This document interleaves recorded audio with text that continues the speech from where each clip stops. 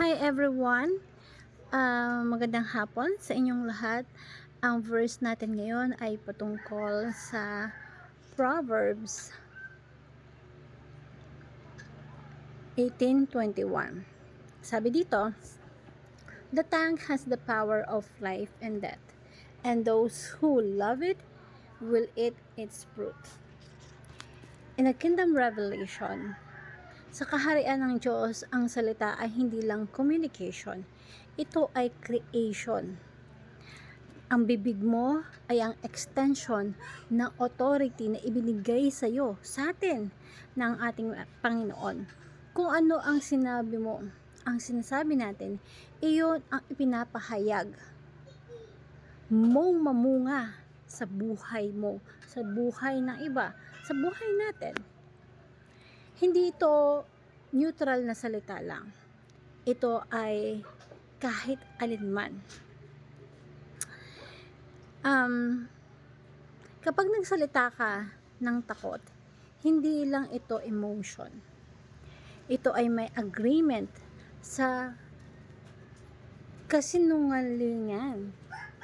Kapag nagsalita ka ng faith, kahit hindi mo pa nakikita, ito ay alignment sa katotohanan ng langit. So, ano yung katotohanan? In kingdom truth, hindi ka lang basta nagsasalita or nasa decree ka. At ang decree mo ngayon ay ang hina-harvest mo kinabukasan. So, kung ano yung nasalita mo, yun ang meron ka kinabukasan. Hindi ka tinawag para mag-react sa sitwasyon. Tinawag ka para mag-lead at gamitin ng Panginoon ang salita mo. Tandaan natin to. Tinatawag tayo ng Panginoon, hindi para mag-react ka sa mga bagay-bagay. Gagamitin ka ng Panginoon kung ano man ang salita mo. Kasi kailangan niya yun. Kaya, bago magbago ang paligid mo, dapat magbago muna yung declaration mo kung paano ka nagsasalita.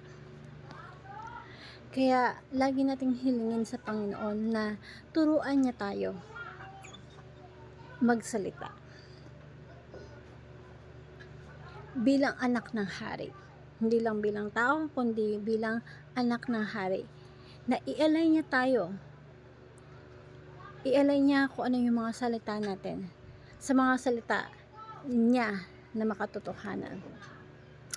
Naway tanggalin niya ang takot, ang duda sa ating bibig at punuin niya ito ng faith at buhay.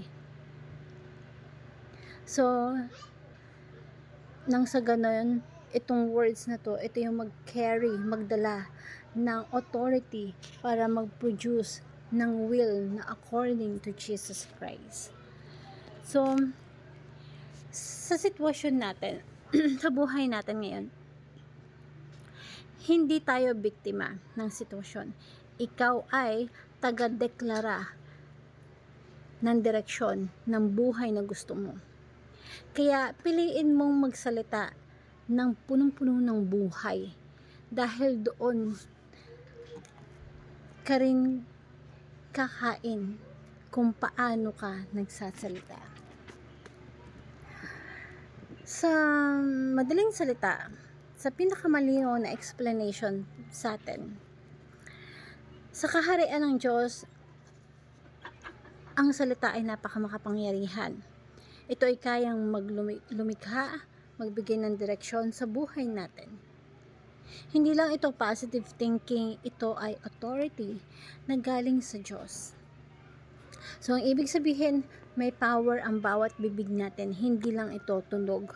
Hindi lang ito kakayanang magsalita.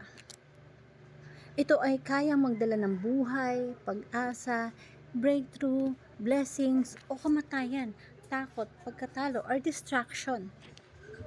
So, ang gusto lang iparating sa atin,